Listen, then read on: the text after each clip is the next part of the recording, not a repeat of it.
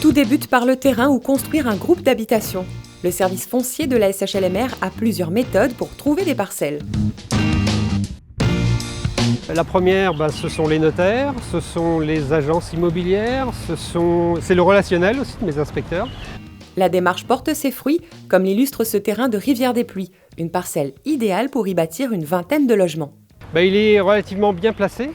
Il est proche de Saint-Denis, sur Sainte-Marie. C'est un terrain qui est plat, donc peu de surcoût en termes d'aménagement. Puis ensuite, il y avait une volonté de la part de l'État et de la ville de réaliser du logement social sur cette parcelle. Pour parvenir à ce résultat, la SHLMR doit cependant franchir de nombreux obstacles. Le foncier est de plus en plus rare. Le coût du foncier est aussi très élevé. Parce que je vous rappelle qu'on doit produire du logement social avec des niveaux de loyer qui sont plafonnés. Donc il faut qu'il y ait une cohérence financière. Et effectivement, c'est de plus en plus difficile.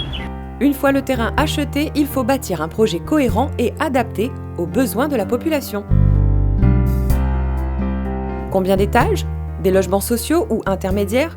Pour des seniors ou pour de jeunes actifs ? La SHLMR se détermine en fonction de multiples facteurs. On a un organisme qui s'appelle Géode, qui est géré par les bailleurs sociaux, qui centralise la demande de logement social et qui permet justement de connaître et de catégoriser cette demande en fonction de la taille des familles, de où est-ce qu'ils sont logés aujourd'hui, de leurs ressources. Ça nous permet de décliner en interne une politique d'investissement. On a déterminé pour 5 ans globalement comment on voyait notre production en termes de logement locatif social, très social, d'accession à la propriété, du T1, du T2, du T3, les seniors, les jeunes. Donc on a défini un cadre qui est aussi alimenté par les programmes locaux de l'habitat. Donc chaque intercommunalité a mis en place ce qu'on appelle le PLH, Programme local pour l'habitat, avec l'ensemble de ses communes, qui détermine par quartier les besoins à satisfaire dans les 6 ans. Une fois cette étape franchie, place aux architectes, aux bulldozers et aux maçons.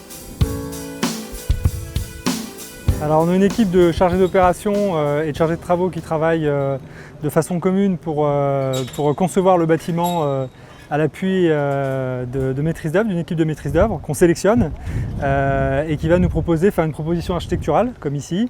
À partir de ça, les équipes vont déposer un permis, vont faire évoluer le dossier technique pour l'amener jusqu'à une consultation de travaux qui va nous permettre de sélectionner des entreprises et de mettre en œuvre ensuite le chantier.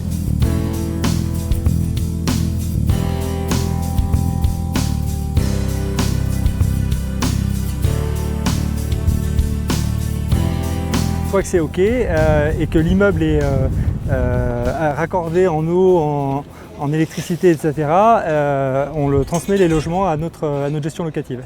Mais avant cela, étape importante, l'inspection du logement témoin. Cette phase-là nous permet de nous prémunir d'éventuelles erreurs qui peuvent se reproduire donc sur 1, 2, 3, 10, une dizaine d'appartements, donc qui peut être difficile à reprendre derrière. Donc l'idée c'est de la réaliser le plus tôt possible, entre guillemets, pour justement pouvoir ensuite dérouler et prendre en compte, si on a des remarques, en tout cas, prendre en compte nos remarques pour les mettre en œuvre dans les autres appartements, les autres logements. Cette fois, c'est la bonne, la SHLMR peut effectuer la livraison. Le moment tant attendu est arrivé pour les nouveaux locataires, visiter puis prendre possession de leur logement flambant neuf, comme ici à Derive, à Sainte-Suzanne. Parce que j'ai ma mère qui habite pas trop loin. J'aime bien l'endroit, c'est calme, c'est bien agencé. Et voilà, c'est bien espacé aussi. C'est assez difficile d'obtenir un logement social de nos jours. Donc c'est vraiment le plaisir des familles à récupérer leur logement, à visiter, à découvrir.